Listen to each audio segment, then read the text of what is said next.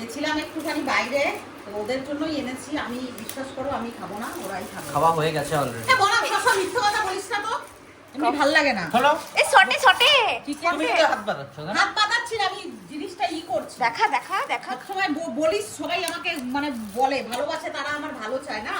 আমি খেয়েছি, এ তো নিয়ে এসছি সবকিছু। এটা হলো মোগলাই পরোটা। এই মুখবি না। আমার জন্য ব্রাউন রাইস করা আছে।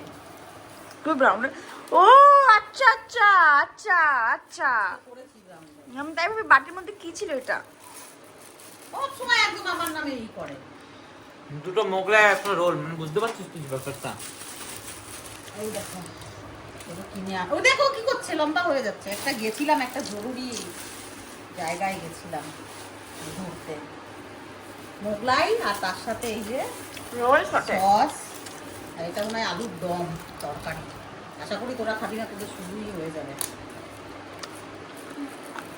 এত কষ্ট করে আমি এত স্ট্রিক্টলি ডায়েট করছি, আমি মানে ব্রাউন রাইস এক মুঠ তোমাদের দেখিয়েছি আমি।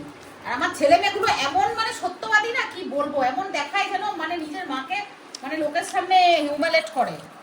এই যে আলুর তরকারি, এ তো কেউ খাবে না মনে হচ্ছে। যা, আর এই দেখো চিকেন সাটে না কি শটে শটে শটে, না আমি খাবো না। সবসময় তোমাকে খাচ্ছে কে? তোমাকে কাঠিটা দেখাচ্ছি। কাঠি দেখিয়ে কেউ, এই দেখো এইরকম চিকেন দিয়ে পেঁয়াজ দিয়ে, এটা ফার্স্ট টাইম আমি দেখলাম।